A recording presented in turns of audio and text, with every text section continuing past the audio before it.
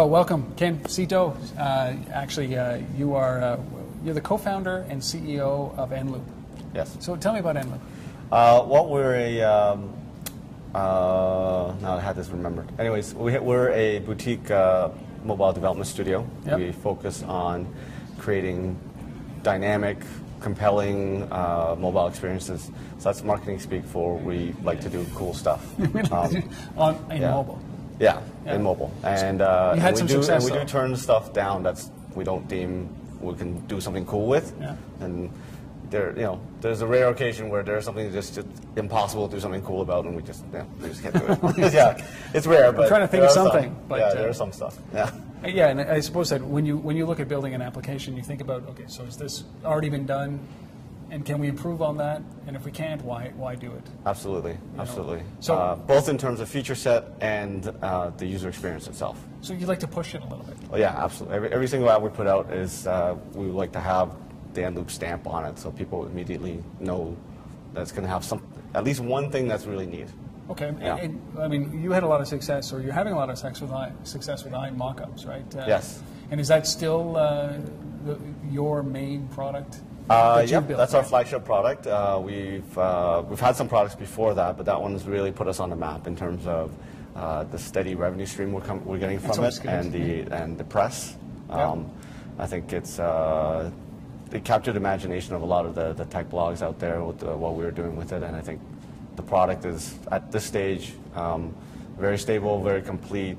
A lot of people are really finding value in it. Yeah.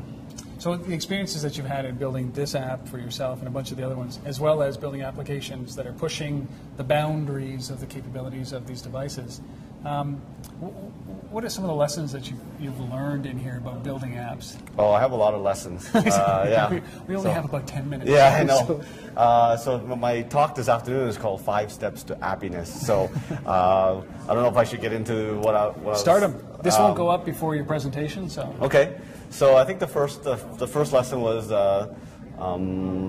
don't. Now I forgot my talk, but I think it was basically don't build a crappy idea. And I think it sounds stupid, but it really is. People get attached to their ideas far more than they should, especially if it's not that great and they haven't vetted it with potential customers.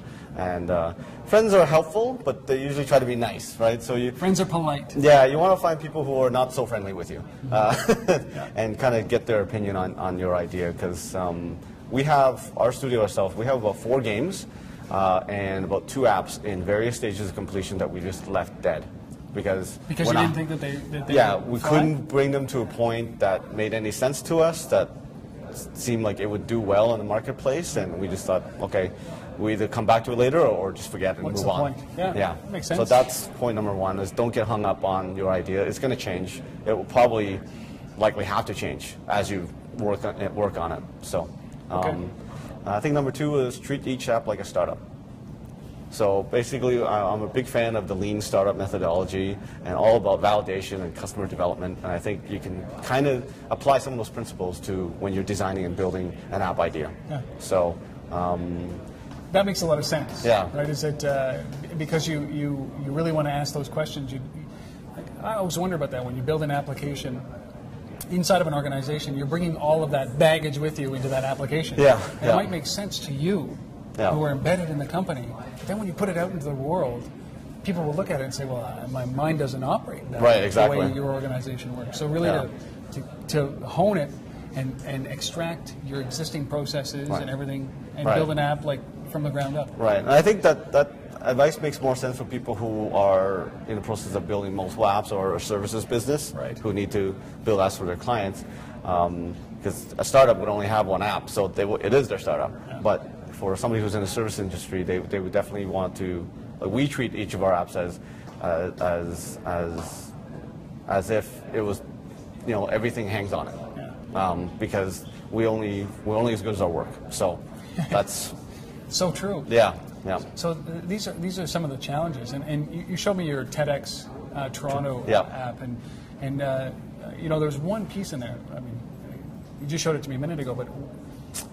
It's that value layer on top of the applications, I think, is really where companies should start to look to play. It's not about building another Twitter client. It's not like building another coupon client. It's about that next layer in mobile, and how to bring all these resources, all this information into one place where it's personal and relevant at that time to you. Right. Exactly. So, I mean, is that what you're seeing more of, or you want to be doing more of? Well, I think that's kind of my next slide, which is create experiences, not apps. Nice. Right? It's each app is, you want to build a story, and you want to make sure that everything's in context and it's a coherent experience. So, in regards to the feature you're talking about on our TEDx Toronto app, basically the theme for this conference is a call to action. Yeah. So we brainstormed around that idea, and we came up with a feature that will let people join these Twitter lists that we've pre-made for each talk, so that they can further engage with other people who are interested in what was talked about during that talk. Post-conference as well. But the big thing is to join the lists, right? Yeah. So to automate that process of joining a conversation that's relevant to you. And it's a two-side attachment. You become a member of that list, and you also follow that list. Yeah. So I'm not sure anybody else has actually done that yet. So it's pretty exciting. I can't wait to get it out there and see how people use it and get their feedback on it. And how many people copy it, which I think is probably the ultimate. Yeah, I guess we'll see that as well. Right. Yeah. So that was number 3. Do you remember 4 and 5? So after you get engagement. Yes. 4 was, I think I started getting into the kind of you have your app built. Yeah. 4 was,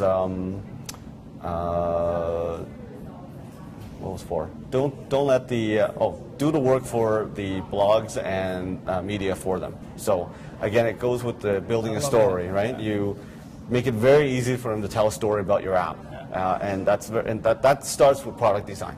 So it's all the way through the process. You have to think about marketing, and you have to think about how are people going to talk about this thing. So give them a really easy job. Have them just present them the story, like already pre-built, so that they don't have to think hard as how do they translate that to their readers. It's all done for them. As part of that, as a services company building apps for other companies and building cool apps, do you work with them on how to promote their applications? Yes, it depends on, I guess, where the apps is going to go. If it's going to go to enterprise internal, which we're seeing a lot of these days, or external. Okay. And we definitely, we work our contacts we have with within the media as well as within Apple where we can, and to help get that app promoted. Because they succeed, you succeed. Yeah, absolutely, absolutely. So you're building a good application. You are engaging in conversation. You are creating value for the user. Now you're creating the message for the blog, and for the media. And so how does it ramp up? It wraps up with how do I say it? Do not let your price become your customer service policy. Nice. So the app price, you see a lot of app prices that are 99 cents, $1.99, $2.99. You know what? People are this is still money that they're paying for to get your app. And I see a lot of companies who they basically just leave the apps out there and they just leave them out to, if they don't see the initial, certain amount of success, they just kind of leave it. Or even if they do see some success, there's some companies that I won't name that have done very, very well, and they haven't updated their app in a year. Yeah. And I'm like, I don't understand that. And is it also about, there's that side of it, right? Yeah. But there's also about the fact that even free apps, or anytime you engage with a customer support should come with it. Exactly. Right? It doesn't matter if it's 99 cents, $1.99, or $100. Yep. There's an expectation that I bought it from you. I should be able to interact with it. Yeah, absolutely. I think people have a longer memory on the App Store. It tells you clearly who built this app. And, with this larger company I'm referring to, which I won't name, I'll see people on their blogs calling them out saying, all you guys release is abandonware.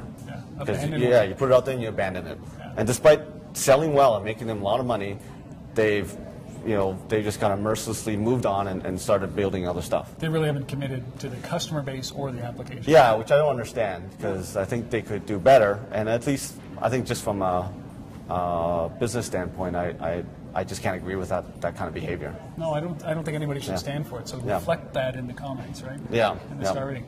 Well, so you got to run to your mobile your mobile app panel.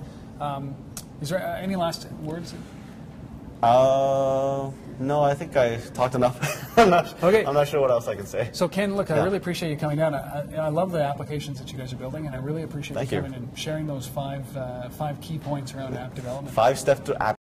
5 steps to happiness. I'm going to trademark that. Thanks.